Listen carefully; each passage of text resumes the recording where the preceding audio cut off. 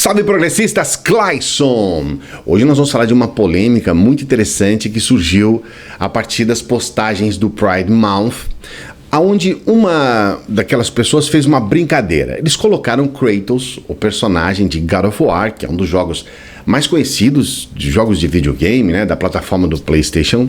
Ele foi colocado com uma camiseta em apoio ao Pride Month. E aí, para piorar a situação, o criador do Kratos, o David Jaffe, ele diz o seguinte, falou, não, o Kratos, ele é bissexual. Foi uma brincadeira. Depois o próprio David falou, não, cara, isso é uma brincadeira para provocar o pessoal que é homofóbico. É uma brincadeira para provocar os homofóbicos. Só que isso tomou uma proporção gigantesca. Todo mundo comentando, todo mundo falando.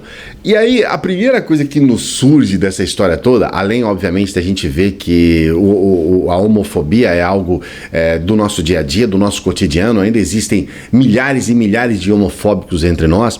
Além dessa constatação, foi também a questão do desconhecimento total das pessoas sobre o que é a história. Porque a Grécia Antiga, o Kratos, ele é um soldado espartano. A Grécia Antiga, que é o momento, digamos assim, do tempo onde se desenvolvem as histórias do Kratos, naquele momento nós tínhamos lá a questão, digamos assim, de bissexualidade já institucionalizada de uma maneira natural. Era natural você ser bissexual. Existem inúmeras passagens, inúmeras histórias. Uma das mais famosas pega o grande filósofo Sócrates e seu amante, o Alcibíades. Tem até uma passagem no banquete de Platão, onde Platão se refere ao Alcibíades como sendo o jovem mais bonito da Grécia, que se apaixonou pelo Sócrates como sendo o velho mais feio. O jovem mais bonito se apaixona pelo velho mais feio. E aí tem até relatos de jogos de ciúmes do Alcibíades, que era apaixonado, e aí o Sócrates ficava realmente muito chateado com isso, porque o Alcibíades inventava coisas a respeito dele. Era um fuá danado. Era uma bagunça total, por conta do amor entre dois homens.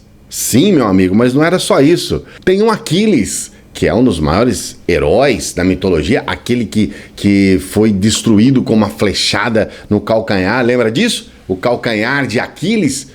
Pois é, ele tinha o Patroclus, que era um homem em que eles tinham um caso, digamos assim, de amor entre eles, o que não é tão incomum como você imagina. Na Grécia Antiga, eles acreditavam que as relações sexuais entre homens era da natureza humana.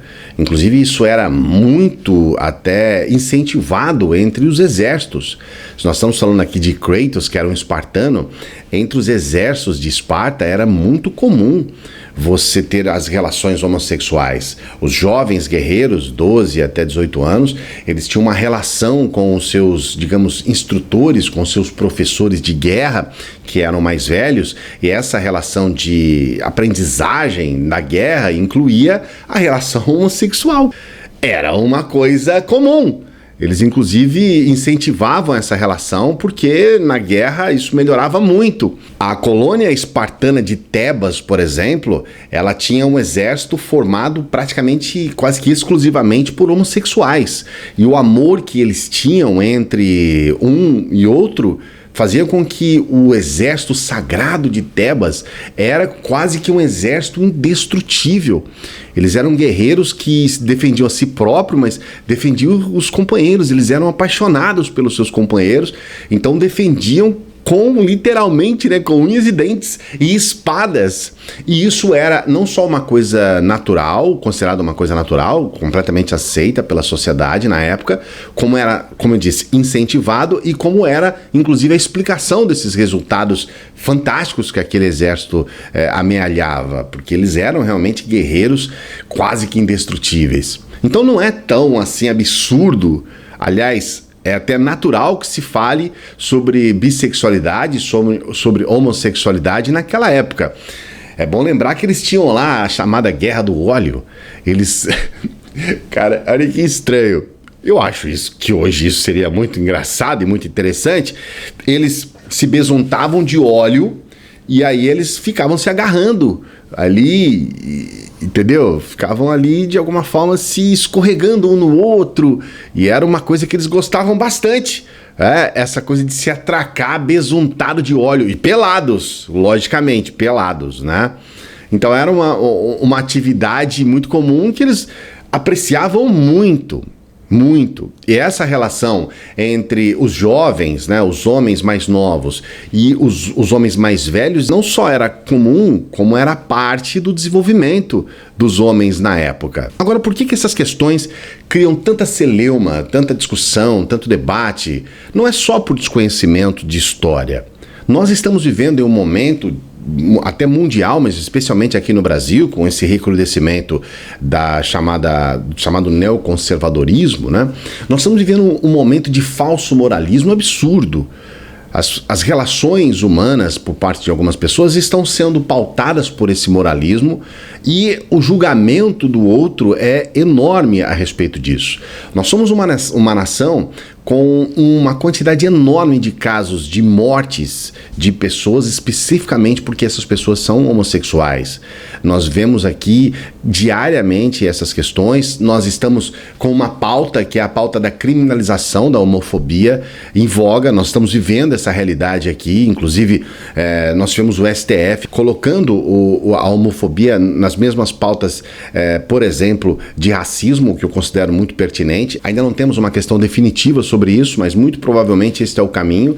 Mas mesmo antes da definição, nós já temos inclusive o próprio presidente reclamando com o STF que, segundo o presidente, estaria legislando em vez de fazer o seu papel, que é o papel, obviamente, né, jurídico.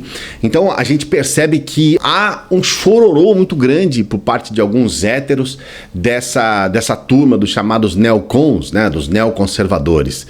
E isso se deve, num primeiro momento, a questões que eu posso dizer como questões religiosas, mas não são só isso. Há uma abertura, inclusive por parte da Igreja Católica, para acolher os homossexuais. Não há essa distinção tão clara, esse preconceito muito claro, mas por parte de alguns evangélicos essa é uma questão sine qua non, ou seja, os homossexuais muitas vezes são pessoas que estão tomadas pelo espírito maligno, pelo demônio ou coisas assim. Então nós temos aqui no Brasil uma proposta, inclusive, de cura gay, né? Que é uma coisa que a gente tem ouvido muito. Nós temos pastores que se consideram curadores de gays, alguns até que se dizem ex-gays, que foram curados em função da sua fé. Há uma confusão muito grande entre essa questão de crença religiosa e a questão da sexualidade, vamos dizer assim, como um todo, né? Não é só a homossexualidade, mas é a forma com que as pessoas encaram a sexualidade. Isso há realmente uma celeuma muito grande em cima disso. E tudo isso se deve em função do momento que nós estamos vivendo. Um momento complicado. Tem um livro que foi lançado nos Estados Unidos agora recentemente pela Oxford. O nome do livro é Key Thinkers of the Radical Right. Ele é do Mark Sedgwick. E nesse livro tem um relato do escritor Matthew Lyons falando a respeito de Jack Donovan. O Donovan está listado entre os 15 mais influentes pensadores da extrema-direita de todos os tempos e é um dos 5 mais relevantes e inovadores da nova geração de intelectuais, isso segundo essa seleção organizada neste livro. E o que a gente pode observar com relação ao Donovan?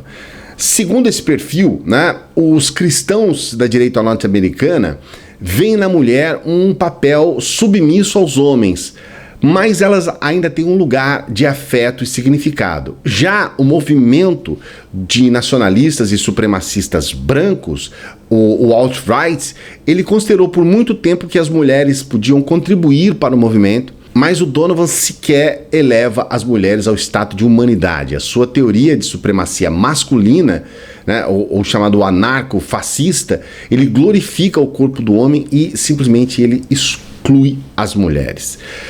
A questão é que o Donovan, ele é homossexual, mas ele repudia a cultura gay. É uma coisa que nós estamos vendo hoje aqui com relação aos MGTOWs e com relação a alguns outros movimentos que de alguma forma condenam o feminismo, né? O MGTOW, ele tem essa proposta, ele condena o feminismo, mas ele de alguma forma ele traz um machismo ou, sei lá, um um masculinismo, digamos assim, entendeu? Um hominismo, entendeu? Completamente enviesado. Especialistas sobre fascismo, sobre masculinidade, como o Jason Stanley, como o Michael Kimmel, como o Matthew Lyons, eles trazem uma questão que eu considero muito importante para a gente entender.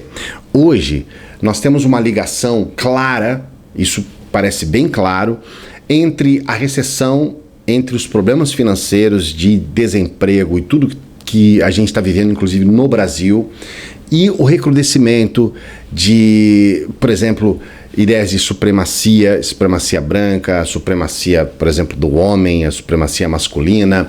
A gente percebe que há realmente uma situação muito complicada para a gente ver hoje no nosso país.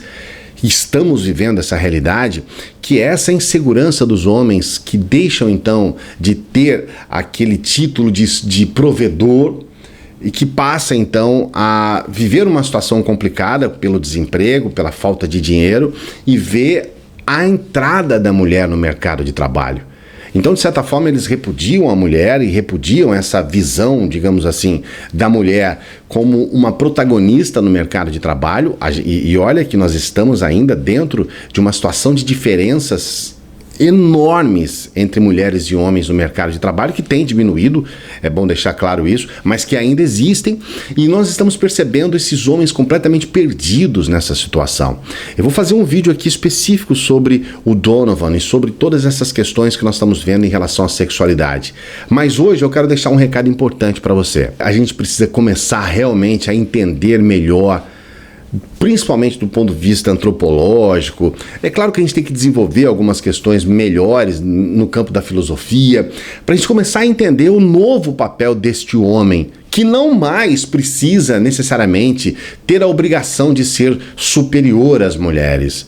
Ainda há um esperneamento, as pessoas ainda estão batendo o pezinho demais por conta das mulheres adquirirem o seu espaço e muitas vezes por conta das mulheres impor também a sua condição, porque nós sabemos que há uma diferença, inclusive uma diferença, obviamente, né? A mulher engravida, a mulher tem vagina, né? Diferenças que são naturais entre as mulheres e os homens, diferenças que são biológicas. Essas diferenças existem, sempre vão existir, mas elas não colocam um acima ou abaixo do outro. O grande problema é nós transformarmos as diferenças entre homens e mulheres em algo que realmente cria uma situação de confronto, e muitas vezes, como é o caso que a gente vê em alguns setores pequenos, entre as feministas e alguns setores, e aí eu acho que a maioria daqueles que querem impor a masculinidade, impor a questão do homem, sua virilidade sobre as mulheres,